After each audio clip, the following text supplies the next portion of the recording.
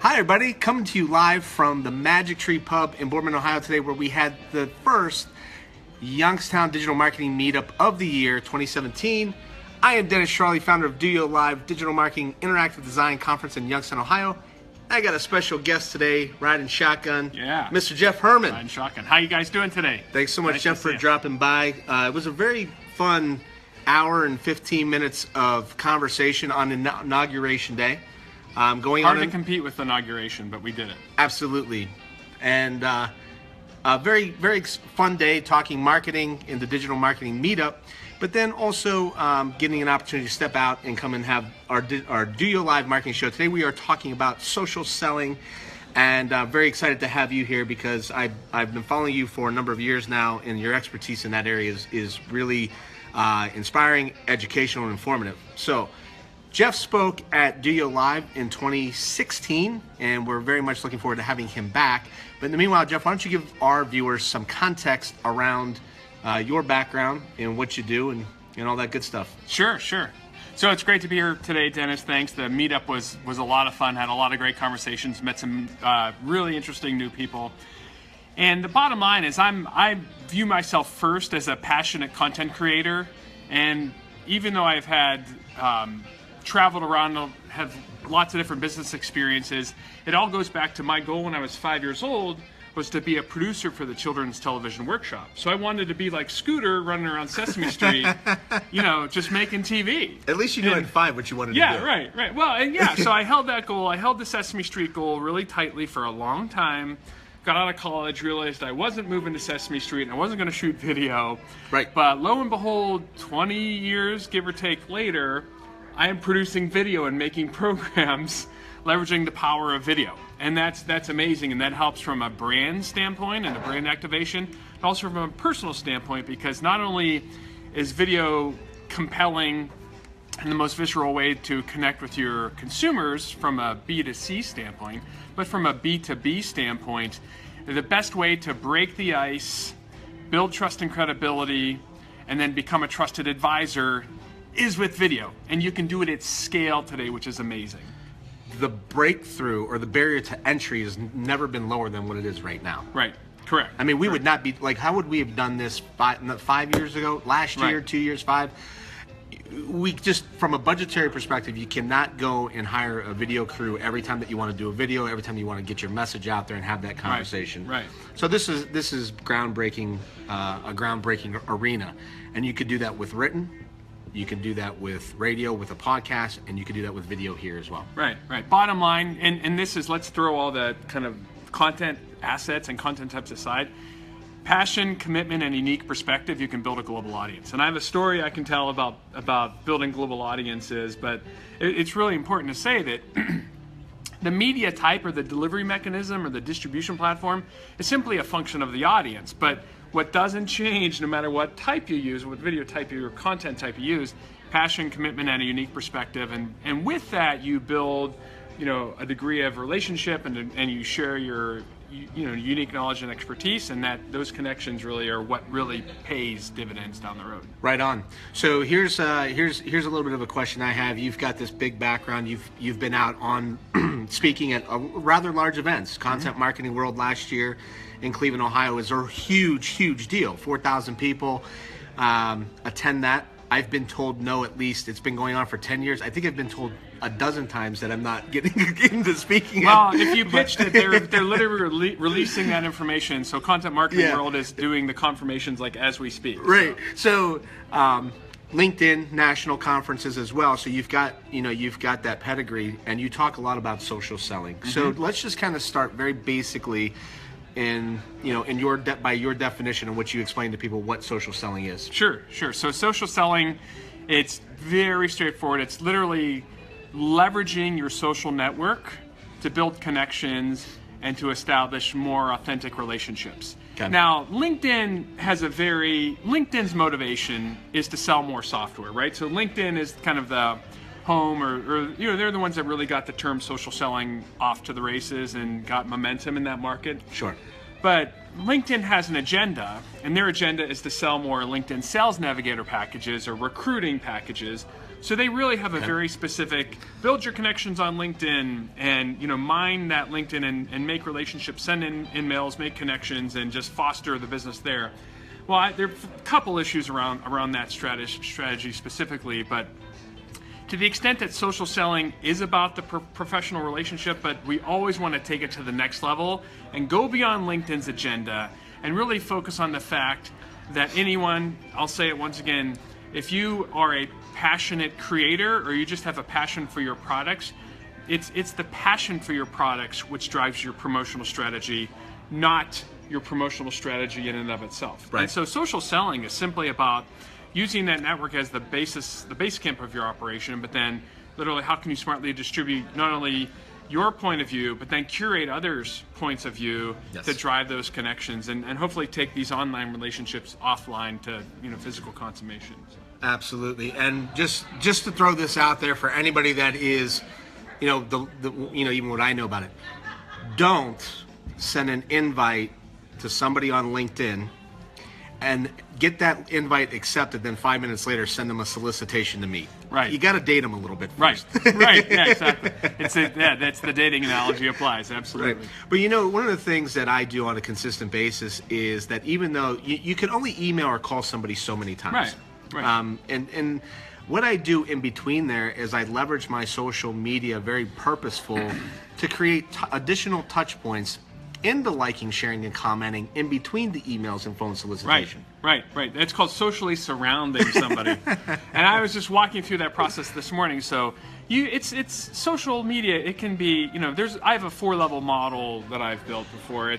You can be an observer. You can use social media and just sit there and capture information and use that to your advantage.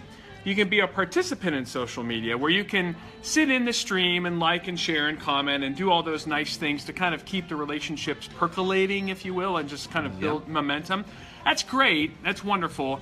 But liking and sharing and commenting, it can be transactional, and it can also, it disappears into the feed. Like that evaporates. That literally gets buried in the feed. So how do you, once again, stand out, build trust and credibility, become a trusted advisor? Bye-bye.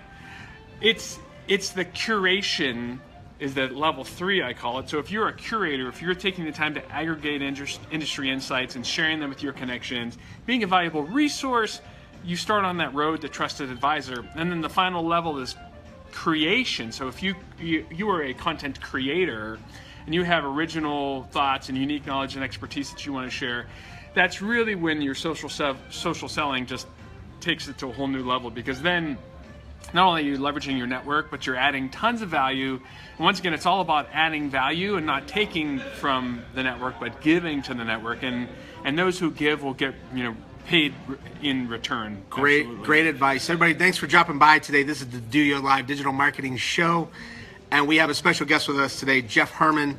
And Jeff, again, thanks for dropping by talking social selling today. So I have a challenge. Okay.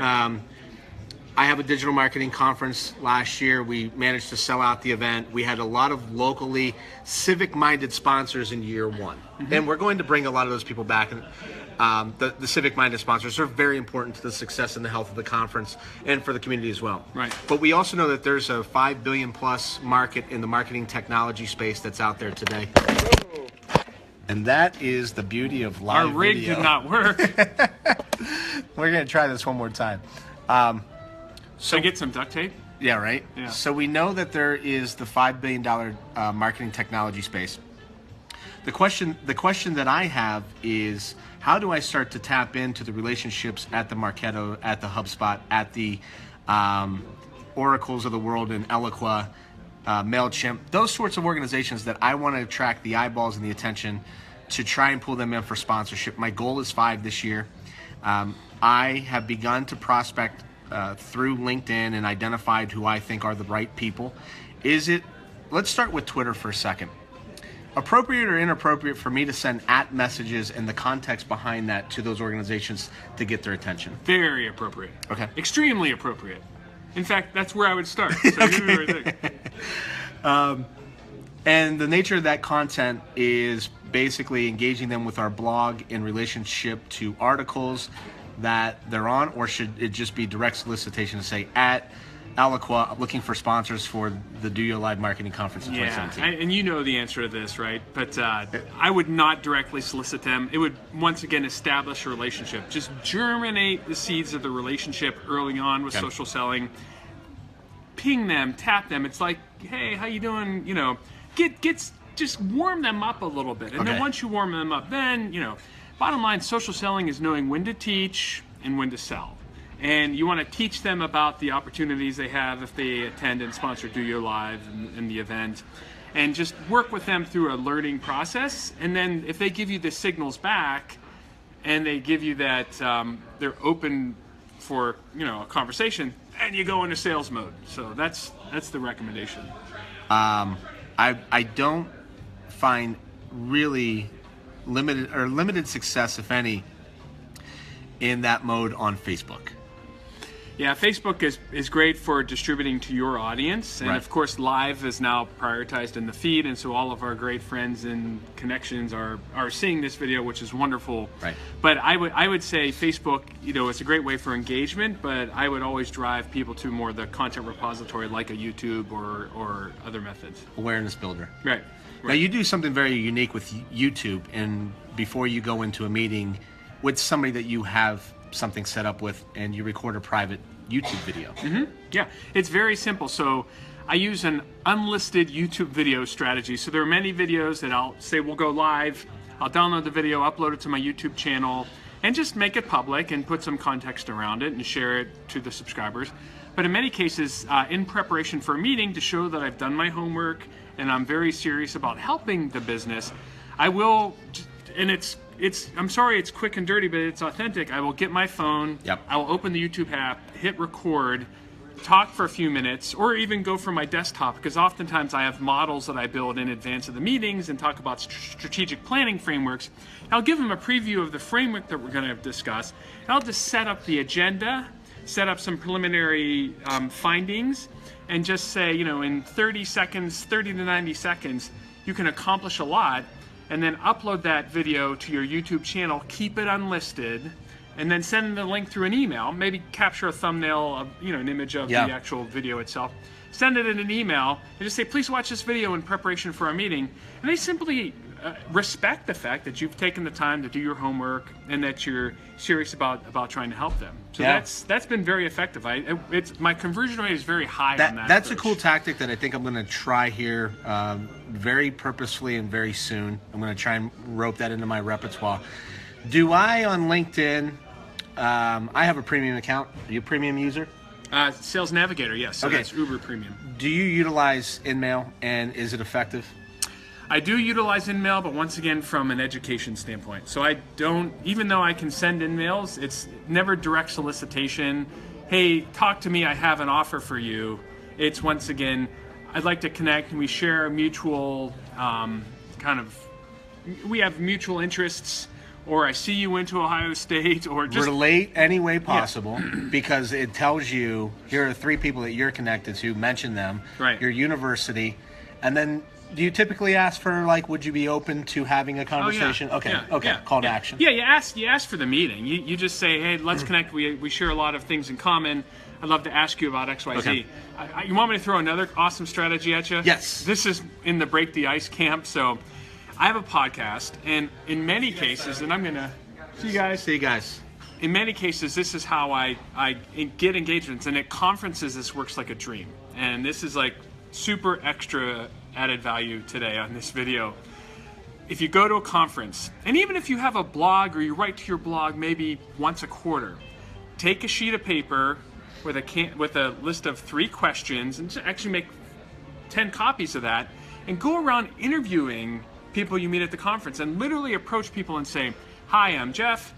I have a set of questions. I'm collecting data for my podcast, or I'm collecting data for my blog. Would you like to answer these questions? Then I'm going to aggregate the information and just share it to my audience. And my participation rate is extremely high. People want to talk and they want to share their stories. And that works like a dream, because I'm approaching them from a data collection standpoint and not selling anything. And once again, then they say, you know, hey, would you mind if I use it? And then there's this dialogue. You know, and can I use your name? Oh, sure. Oh, great. when it's done, and it's a simple post, right? Send it to them, and you may feature them, then they'll share it to their network, and it's just this extension model. This is good stuff, people. No, and this is like... That's free. Yeah, that's free, and I have a YouTube video about this breaking the ice topic, but... By the way, why don't you tell them what your YouTube... You can find Jeff Leo Herrmann on YouTube. Just go to YouTube and type it in the search bar. You'll find all the information that you need there. You got to use the Leo. Got to roll with the middle name, right? And 2 R's and 2 N's. So that can't go out without saying. All the great ones do it. Right. So coming down to the end, Jeff Leo Herrmann, and we're talking social selling today. This is Dennis Schiraldi, founder of DOYO Live Digital Marketing Interactive Design Conference, taking place August 3rd in 2017. Before we get going, we are going to have a webinar. Unfortunately, our registration is not quite ready yet, but I'm teasing it today. We're going to bring Jeff back and do a deeper dive, traditional webinar style with some slides and presentation on February 9th. So look for that. We'll make sure that information is out there. So Jeff, one of the things that we do on DOYO Live with our live guests on location, especially coming to you from the Magic Tree Pub, and they're not paying us to say that. We're just doing it. Maybe we'll get a free lunch. Can we get a free lunch? So we do 10 to maybe 20 questions. Right. Quick. Oh, rapid fire. Rapid fire. I'm cheating. Do you have morning or night owl? Morning. Oh, big time morning. I pass out at 9:30. No, I pass out at 8:30 on the couch, and then I move to the bed at 9:30. I was watching Kevin Hart's latest comedy special last night, and I don't know what happened, but I woke up in my bed this morning, I was sitting in the chair. I'm like, I have to go back and rewatch it now. Coffee or tea? Coffee. First thing you do when you wake up? Get coffee. Yesterday's coffee. My Instagram photo yesterday was every morning I drink yesterday's coffee just to warm up, and then I go work out. Okay. And then I go make today's coffee. What's on your desk? Oh, you know what's awesome? I have a big old ink blot, like a big old calendar, one of those big old school, 1970s, all the days of the month, and I write notes all over it. It's cool. What social media? And I have actually a Porsche too. I have 2 boys, and they have toys. I have many toys on my desk. Okay. What's on your smartphone home screen? My 2 boys. Yep. And all my social media icons and Google Maps. Can't live without Google Maps. What social media site can't you live without? I'm taking it away today, Jeff. I'm taking it away today. LinkedIn. Okay.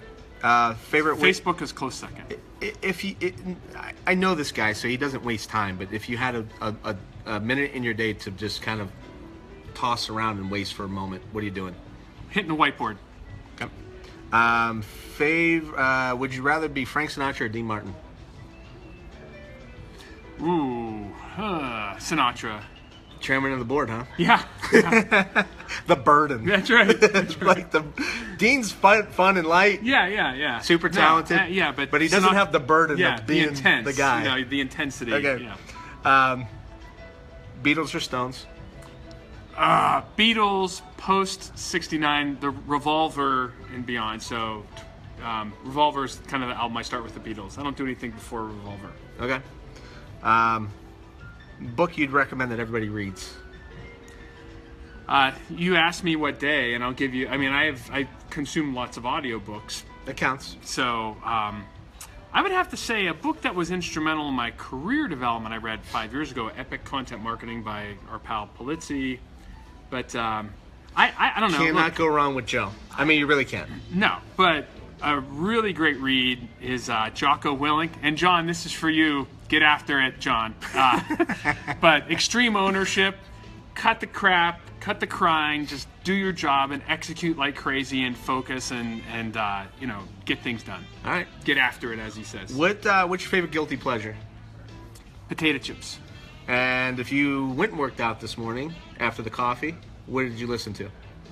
Oh, I watched a video on Facebook advertising on how to more effectively advertise on Facebook and conversion funnels. Dude, so that's what I did on the elliptical this morning. Taking it in all day long. Love it. All day. You could explain something unique about yourself. What would it be?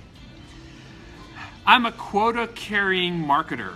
So I'm a marketer first, but I'm not afraid to sell. So I always ask for the order, but once again in the most respectful and intelligent way. You never go in for the kill. You really have to read the signals, and know when to teach and know when to sell. And teaching's awesome, and I love teaching. But if I get that sell signal, I'm going after it. I love that quota-carrying marketer. I've always said I'm a salesperson in a marketer's body. Yeah, same thing. But I like because it's confusing when I say it. Well.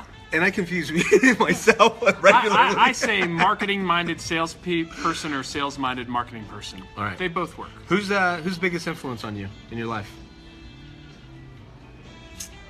I have lots of influences. I can't name one, and Okay. I just integrate them all into this really weird stew in my head. What's the best professional advice you've ever received? Take initiative. Beg for forgiveness. Just go after it. Don't ask permission. Jeff, go after it. Appreciate you coming to the Digital Marketing Meetup today. You can find that online. Appreciate all of you dropping by, because if you don't, then we don't have anybody to talk with. And I hope that you found this information very valuable. Again, Jeff Leo Herrmann, he is out there on social media giving away tons of great information on marketing, on sales. And I think you're going to really dig following Jeff. And thanks so much for dropping by. Let us know. I think it's down there, Jeff, in the comments. Down there. Yeah. Like, share, comment. If you don't like it, give us the ugly face. Whatever you got to do. It's learning opportunities, right? I want to hear people that. Yeah. Here's the deal. You gotta split the room, right? You gotta make statements that half the people agree and half the people disagree. And if you don't split the room, you're not doing your job. So I don't know. I don't hope so. I hope everyone enjoyed this, but if I alienated some people, I think I'm doing my job. By the way, a very profound statement on Inauguration Day. Yeah, that's right. That's right. Yeah, thank you, Jeff, for dropping by, and thank all of you. Thanks so much. We'll see you soon. Thank you. Bye.